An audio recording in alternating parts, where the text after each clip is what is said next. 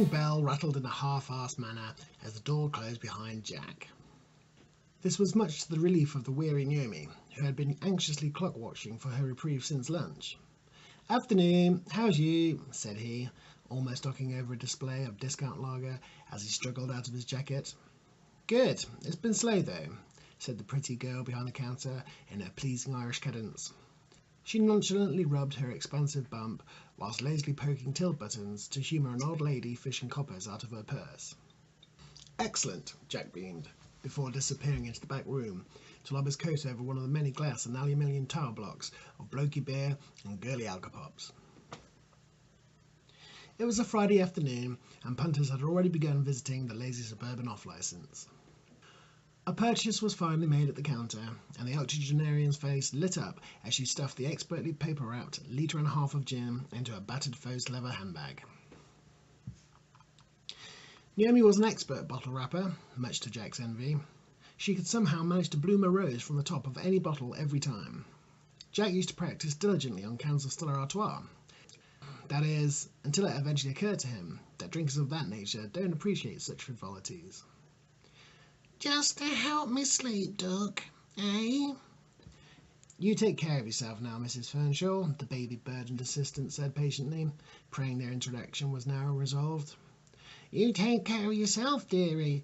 This town's not safe for a pregnant young girl, not with all them hooligans and whatnot about." Naomi sighed inwardly as the leathery harridan prattled on at pace. "I'm scared to leave me own house most of the time, except for necessities, of course."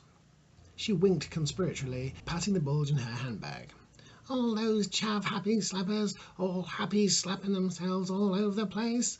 Drugs should be made illegal, and that's the end of it." "Ah, right you are, Mrs. Fernshaw," said the bun-bearing booze barrister. The whole transaction had taken far too long, and her aching fake smile muscles were uncritical. Likewise, her patience-o-meter needle was ticking well over into the danger zone. Mrs. Fernshaw gave a reproving sideways scowl at the reapproaching, unkempt male member of staff. Hugging a scuffed bag to her, she huffed in disgust, then hobbled out of the shop. "So what's new and cool, then?" asked Jack, joining Naomi behind the counter. He immediately picked up a handy biro and nervously spun it around between his fingers. "Not much. Boredom. We got robbed the other day. The till is down 20 quid from this morning. We're out of orange reef, and I've got a craving for a massive bowl of strawberries and mushrooms with barbecue sauce." "Wow, really? No more orange reef? Well, that's my night ruined." "Yeah, I know. Mine too," Naomi rejoined in her pleasantly sarcastic Irish lilt. "Oh yeah, the Colonel's been in twice today already, and the word is he's starting to go on the rob, so watch him." "Oh, and the post office got done over earlier this morning. Never a dull moment round here, eh? So, wow, we got hit as well?" "Yeah, the bastards. Got away with both tills and had a crack at the safe in the back. Oh, and a couple of crates of Stella went too. Feckin' parp holes, the lot of 'em. I wish I'd have been here. I would have wrung their scraggly necks," raged Naomi, her cheeks flushed purple as she savaged a party-sized bag of crisps. Yeah, absolutely. You're twice the woman now you're pregnant, eh? Nobody got hurt, though? Were they armed?" A man walked briskly into the shop, snatched up a newspaper, and threw some change onto the counter. He had hurried out again before the bell had even finished its hectic clamour. "Cheers!" Naomi and Jack chorused after him. Naomi casually prodded a button on the till, then haphazardly discarded the coins within, whilst Jack continued his anxious pen gymnastics. "Nah," continued Naomi, "I don't think so. It was just kind of a snatch-and-run affair." "And wow, the Colonel's on the rob? Really? I thought he was all right. Smelly, but not a thief." "Yeah, I thought so too. It's only what I've been hearing, though. But just keep your eyes open all the same. Actually, I just saw him up the road, sprawled out on a bench near the supermarket. He was almost out of zombie piss too, so I guess he'll be back directly." "Oh, good," muttered Naomi under her breath. "Why is he called the Colonel, anyway? He doesn't look very patriotic or militaristic. If anything, he looks contagious." "I don't know, I guess he was in the army or something." "Ah, but God, why can't people just feck off? I mean, I know I hate working here and it's boring and everything, But it's my dad's shop, you know. Feck off and steal somewhere else. And just how many freshness sprays do we get through trying to repel his honk anyways? Jack helped. I wish something like that would happen when I'm working. You know, just to see what would happen or whatever. God's sake, don't say that. Anyone would think this job's dull. But yeah, I see what you mean. It would be an interesting situation. But feck, careful what you wish for. Umpire Bin Laden could bounce through the feckin' door on an atom bomb or something and hold the place hostage. The phone rang and Naomi gave an exhausted sigh. Hello, news and booze, open till 11. Her voice swelled, heavy with laboured enthusiasm. 11 tonight, sir. Or, ma'am. Naomi's eyes swiveled. It's coming up to 5 now. Yep, that's PM. Yep, you've got a while yet. She rolled her eyes again. Friday. Thank you, bye now. Naomi sighed, replacing the handset with both hands, as if it weighed more than her stomach did. She happened to glance out of the door window, suddenly muttered, "Shit beans," then tried to duck behind the counter. Without much success, as she was not in the most agile of conditions. Without any warning at all, other than Naomi's hastily constructed expletive and hastier waddle towards the sanctuary of the back room, the creepy guy from the flat above burst in through the door. The irritating bell seemed excited by the arrival of another individual just as annoying as itself, and positively jangled with glee. The spindly man marched to the counter where Jack, who had much less initiative than Naomi, now stood wide-eyed and pen in a blur as he realised that he was about to be jettisoned into a conversation with a highly unsavoury character. A conversation for which he could not escape, nor hope for reprieve. The creepy guy's countenance was essentially a toothy, thin-lipped sneer, encompassed by sporadic tufts of discoloured stubble, all set haphazardly beneath a pair of thick-rimmed spectacles. "Hello?" Jack ventured, with more confidence and volume than he expected. "I can hear the racket from that radio all the way upstairs," yapped the creepy guy in his typical reedy, nasal manner. "You are disturbing me." "Oh, I'm really sorry. I'll turn it down then," yelped Jack, trying his best to elude confrontation. "I should think so too," hissed the scrawny man through the eye of a spittle tsunami. "I have rights, you know. This story is far too noisy. I should report you lot." "Very sorry, sir. Didn't realise the sound could travel so far." Jack turned the barely audible stereo down further, so that only a bat with a stethoscope, concentrating really hard, could have distinguished any real sound. "There anything else I can do for you, sir?" Yes." The creepy guy's demeanour changed to that of a somewhat embarrassed schoolboy. "Is Naomi in? I'm sure I saw her earlier." "Who? Naomi?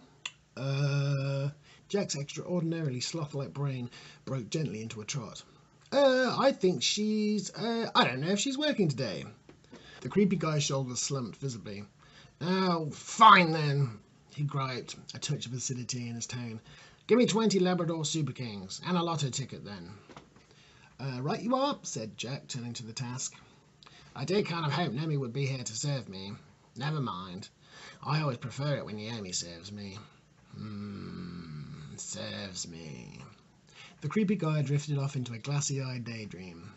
Jack had to cough gently, then slap the cigarettes down hard on the counter to bring him out of it. He was sure he caught a glimpse of drool at the side of the Sadak's mouth. "I wonder if he's ever been through quarantine," he pondered. Meanwhile, in the storeroom, observing the facade on the CCTV monitor, Naomi was congratulating herself on an award-winning escape just in the nick of time. But just then, disaster struck. The bell jangled out an angry rhythm. Mrs. Hale, the bookie's wife from 2 doors down, blundered in for her afternoon prescription of nicotine and port. Naomi was very well aware that Jack feared and loathed both Mrs. Hale and the creepy guy from the flat above, and was going to need support. It was going to take him at least 10 minutes to remember how to use the lottery ticket machine. Maybe longer, now that he was burdened under the pressure of a whole queue of impatient, sad and frightful people. But Mrs. Hale would need her prescription fast. It was almost a quarter to drunk. Nothing for it. She would have to just bite the bullet and be subject to the snivelling, drooling attentions of the creepy guy from the flat above.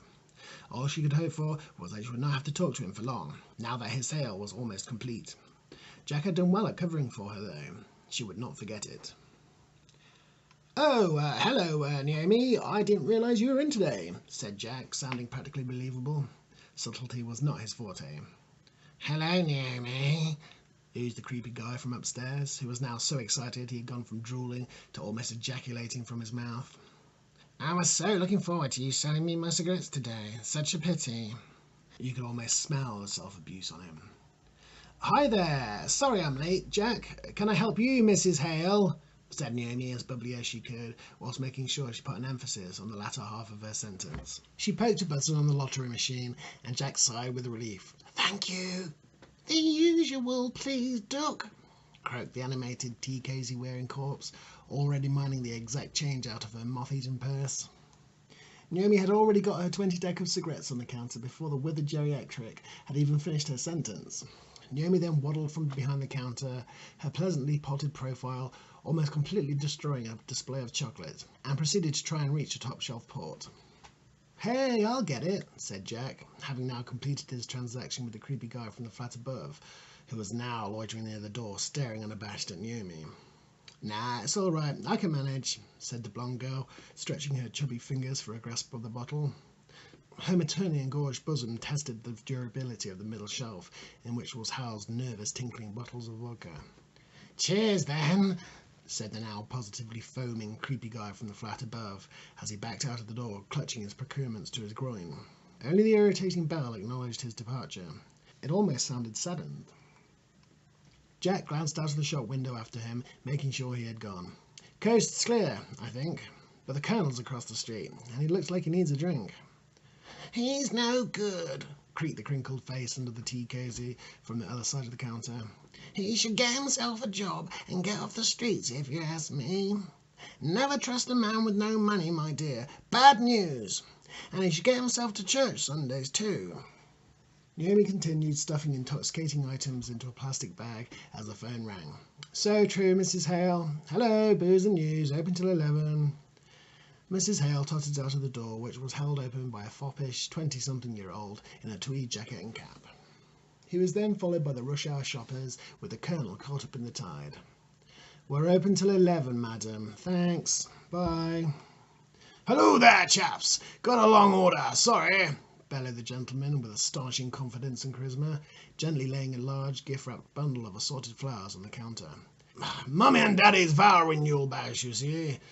Jack and Naomi worked together to serve this rather well-pronounced young fellow, Jack fetching and carrying for him, whilst Naomi did all the important things like the hard sums, the wrapping, flirting, and keeping vigil on the Colonel. The charming dandy had 3 cartons of cigarettes, 3 or 4 bottles of spirits, and 4 boxes of wine on the counter, all bagged up and ready to go, all sorted out well before the Colonel had finished blankly staring at a shelf full of the same cheap cider. Jack and Naomi could never imagine what took his decision process so long, because inevitably he always bought the same brand. The slim litre bottles of potent gut rot that fitted neatly into the tatty pockets of his long and grubby trench coat. And indeed, it was the store's most economically priced beverage for its volume and percentage, and indeed, priced accordingly for those particular pockets. Okay, so that will be, will there be anything else, sir? Said Jack in full brown nose mode. No, that's it, I should wonder, purred the gentleman. Oh, actually, on second thoughts, you'd better empty the till into one of those bags too.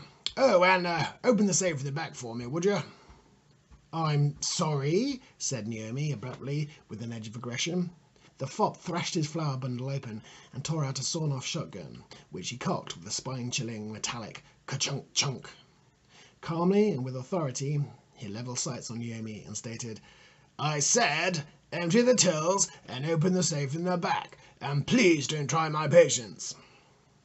Everyone in the store, bar the assistants and seemingly schizophrenic gunman, murmured a drunken curse of shock and alarm, then froze in abject silence. Jack's biro pinged off to clatter loudly in the distance somewhere, and he raised his palms high in surrender. Trust funds dried out, you see, smirked the tweedy toff. You know how it is. Besides, it's nice to finally know where all your lot's pensions and benefits end up, eh? You could see the conflict in Naomi's expression. Half of her wanted to cower behind the counter with her bump and hope a handsome knight on horseback would come along and cut the guy's head off, then carry away to safety. But the other half of her wanted to vault the counter and repeatedly headbutt the young popinjay into the consistency of porridge. However, her better judgment took a hold as the gunman thrust his armament closer towards her. "You had better come this way then, sir," she growled through gritted teeth.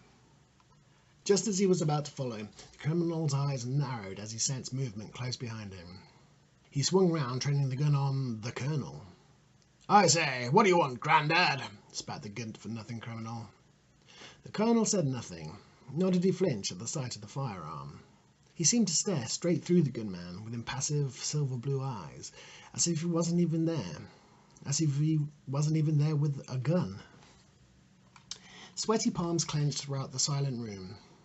Once relaxed beer guts were now rigid and compact with fear and an overwhelming urge to lose bladder control. Jack's bladder was especially spasmodic, and he was now doing an irrepressible little wee dance. Just when it seemed as if time had indeed frozen in this seemingly surreal situation, a proud bottle of something very old, very expensive, and very French eased its way through the clammy, sweaty fingers of a rouge-cheeked fat man. The bottle, deciding that it was preferable to meet its end by its own means than being perforated with shot and defiled, tumbled gently and inexorably to the floor. It exploded upon impact, staining the laminated floor blood red. Everyone present jumped, including the gunman. The next bit happened all rather quickly. The glass shards had hardly settled in their expanding pool of claret before the Colonel had a hold of the shotgun barrel with one hand and had twisted it anti-clockwise out of the tweed-toting Charlie's grip. The gunman's legs were then swept from under him with a forceful kick to the back of the knees that would make Chuck Norris blub. As the dandy desperado went down, his mangled fingers must have clipped the trigger, and the gun went off, flaying the ceiling and showering everyone in plaster dust. Everybody flinched again and held their ears. The gunman fell backwards, but was pinned by his neck to the edge of the counter by the flat end of a cider bottle in the Colonel's other hand. Naomi and Jack leapt back from the counter in shock at the sudden noise and violence, colliding with the shelves behind them. Overtaxed liquor and tobacco products peppered the staff in the shop floor. The thief's entire buckled body was being supported only by his shattered knuckles caught in the trigger guard, his compressed neck being forced onto the edge of the counter, and the old man's seemingly awesome strength. The Colonel's stone-cold eyes didn't cease their relentless, withering gaze into the desperate, wide, wild and stricken eyes of the bandit. He just held him there, emotionless, ever passive, not a drop of aggression in his dirty grey, whiskery features. The contorted scallywag struggled and choked in vain for a few seconds, but it only hurt more. His last attempt at clawing at the smelly man's cider-wielding hand ended in agony, not to mention that concussion and lack of oxygen were getting the better of him. As quickly as it had started, the Colonel sensed it was all over and released the scoundrel from his vice, now in possession of the shotgun. The exhausted cad clapped in a pile, dedicating the remainder of his energy to lamely clutching his throat, nursing his broken hand and whimpering like a whipped dog. Jack and Yomi exchanged a worrisome, wide-eyed glance. Similarly, the witnesses present couldn't fathom whether this occurrence had turned out for the better or worse. On the one hand, an ill-mannered, threatening menace to society with a loud gun had just been apprehended by a very brave vigilante in an off-licence full of innocent drunks. On the other hand, an ill-mannered, threatening menace to society with a beard and discrepancies about personal hygiene had now just come into possession of a loud gun in an off-licence full of innocent drunks. Were they to cheer, or were they simply to lose bowel control altogether and flee for their lives? Things were decidedly awkward for all involved. For the crowd, this was so weird they'd all forgotten to breathe. One rather pickled old lady with yellowy orange fingertips even fainted. The cider-armed, gun-wielding geriatric continued gazing at the uncouth delinquent, who had by now realised he was completely undone and elected to stop massaging his ailments and cower pitifully as the mad old fool directed the gun's barrel into his personal space. Many a bead of sweat rolled down many a wrinkled brow. Naomi subtly fumbled behind her for something to defend herself with. Before recommencing his nervous jig, Jack subtly allowed the minutest amount of urine to trickle down the inside of his leg. Calmly, the tramp relaxed his stance. With his prized booze tucked under his arm, he cocked the remaining shell out of the firearm. He then jabbed a couple of points on the weapon, and it fell apart in his hands, clattering to the ground in pieces. The last person the petrified audience expected to hear from right now was the Colonel, who said in a slightly slurred but dry and respectably pronounced way, "Guns kill people, you idiot, and usually never the right ones." The telephone rang, breaking the tension like a badger through a conservatory window. Naomi's natural reaction was to grab the receiver before she knew what she was doing.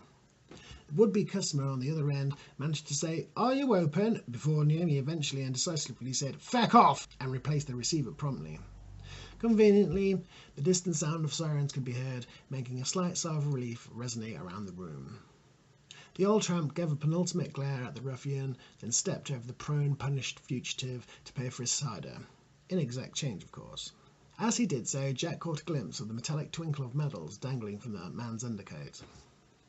Naomi held up her hands and shook her head. "No chance. It's on the house, sir."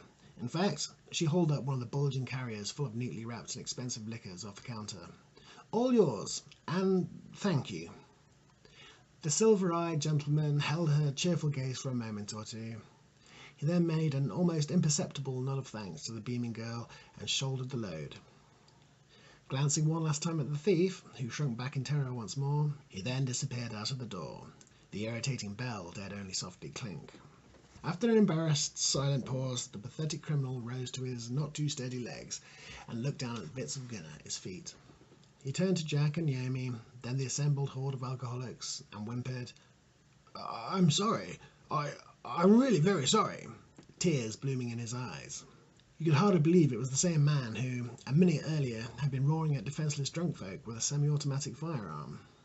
He lurched out of the shop, stooped, cradling his impaired limb. Naomi broke the unorthodox silence as she quickly grabbed the phone and rang the authorities hotline. "Yes, hello? Police? Or something similar? Come quick, our off-licence nearly just got burgled by a man with a gun. I can hear some sirens nearby, so I think one of your lot has got lost around here somewhere." Just as the whole shop began to relax and cease hyperventilating, the door burst open once more.